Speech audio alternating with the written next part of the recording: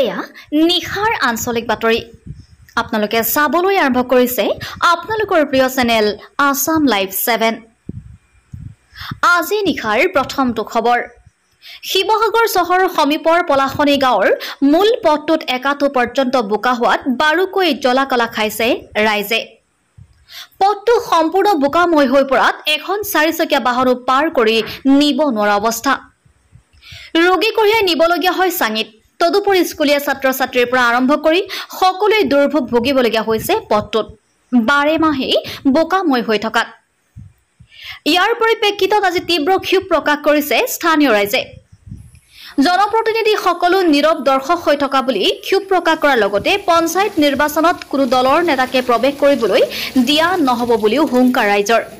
লক্ষণীয় যে দিচাংপাৰ পঞ্চায়তৰ অন্তৰ্গত পথটো চৰকাৰী আঁচনিৰ অধীনত মাত্ৰ কেইটামান কাম পকি কৰিয়ে আধৰুৱা কৰি থলে সংশ্লিষ্ট কৰ্তৃপক্ষই ফলত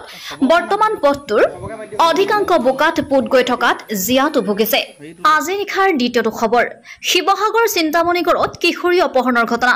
শিৱসাগৰ জিলাৰ চিন্তামণিগড়ত 10 জুলাই নিশা বলিয়াঘাট অঞ্চলৰ তাৰিক আলী নামৰ এজন যুৱকে এগৰাকী কিশোৰীক অপহৰণৰ চেষ্টা চলাওঁতে ৰাইজে যুৱকজনক হাতেলোতে ধৰিবলৈ সক্ষম হৈছিল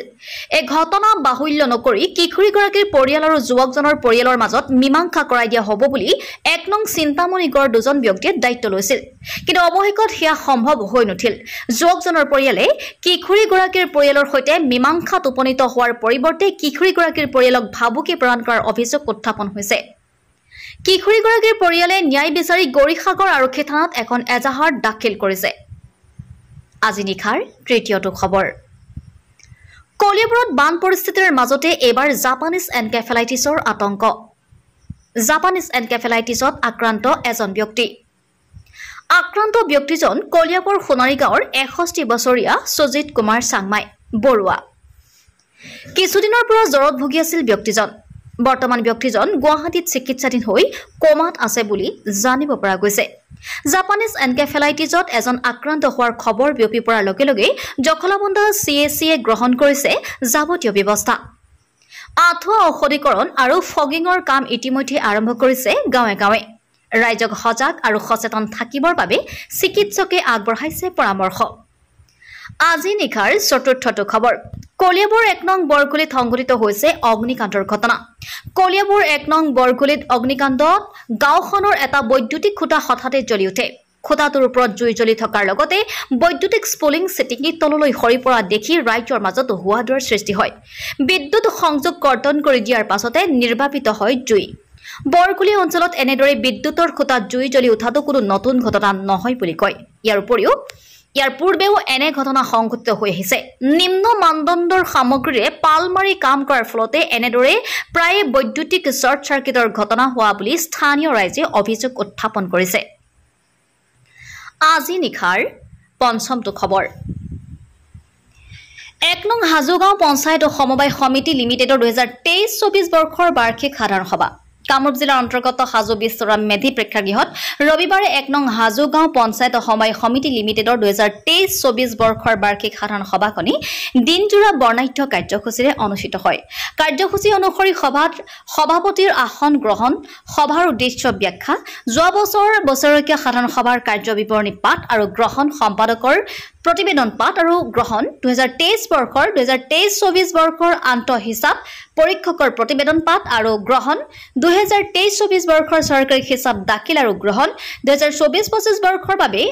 আন্তঃহিচাপ পৰীক্ষক নিয়োগ আৰু পাৰিতোষিক নিৰ্ধাৰণ 2024-25 বৰ্ষৰ সম্ভাৱ্য বাজেট দাখিল আৰু গ্ৰহণ 2024-25 বৰ্ষৰ সৰ্বোচ্চ পৰিমাণৰ ঋণ গ্ৰহণৰ সীমা নিৰ্ধাৰণ কৰা হয়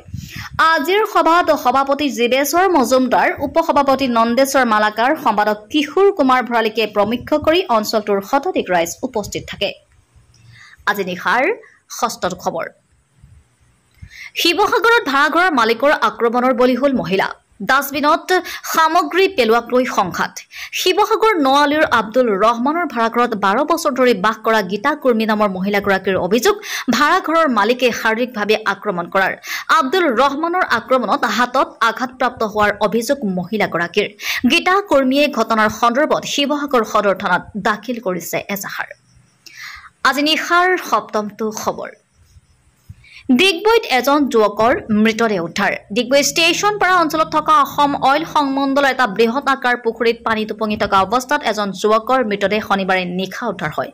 যুৱকজন শিৱবাৰীৰ নিবাসী কে টাটা ৰাও নাইডুৰ পুত্ৰ কে উমেশ নাইডু